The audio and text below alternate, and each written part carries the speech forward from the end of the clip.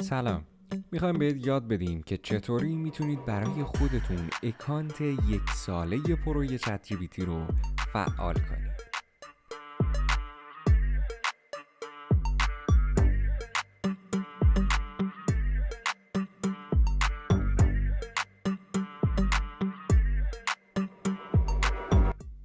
فقط کافیه که وارد سایتی بشید که آدرسش رو داخل دیسکریپشن براتون گذاشتیم.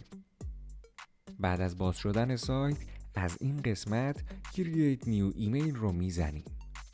از این بخش تب نمایش داده شده رو باز میکنیم و از بین دامین های نمایش داده شده پسوند ارزی.می رو انتخاب میکنیم. یه نکته رو در نظر داشته باشید که حتما این پسوند رو انتخاب کنید، چرا که ما بقیه موارد رو تست کردیم و جواب نمیدن. بعد از انتخاب دامین روی دکمه Create New Email میزنیم.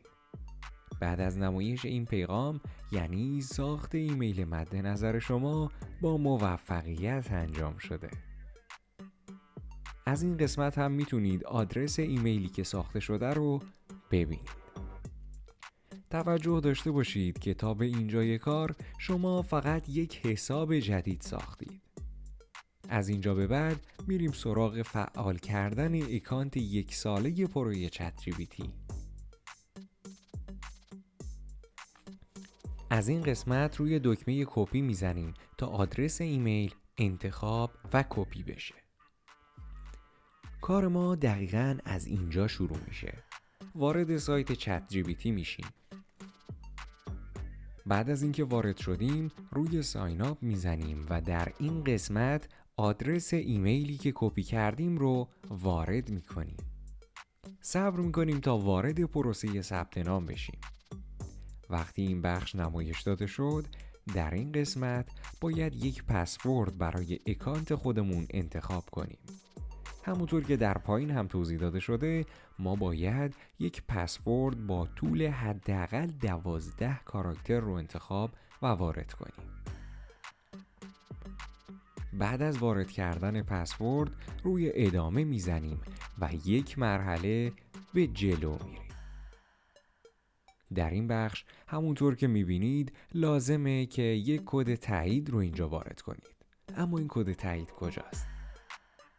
برای دسترسی به این کد لازمه به سایتی بریم که داخلش ایمیل ساختیم و از این قسمت داخل این باکس ایمیلی که از طرف اوپن ای آی برامون ارسال شده رو باز میکنیم.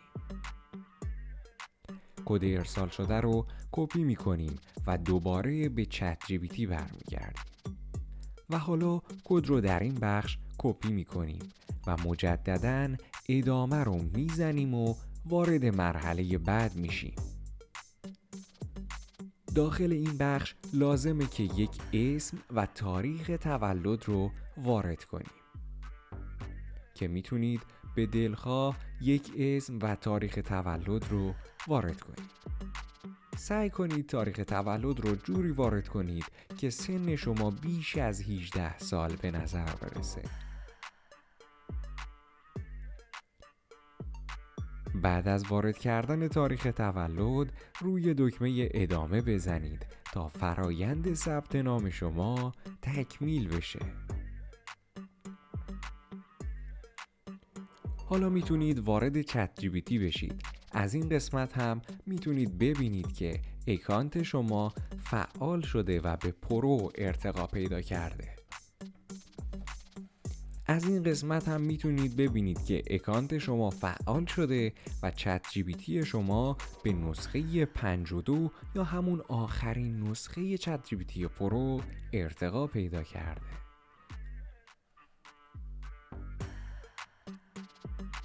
طول مدت اعتبار این اکانت 1 سال هستش و به صورت رایگان برای شما فعال میشه. امیدوارم که این ویدیو براتون مفید بوده باشه و تونسته باشید اکانت 1 ساله رو به صورت رایگان دریافت کنید.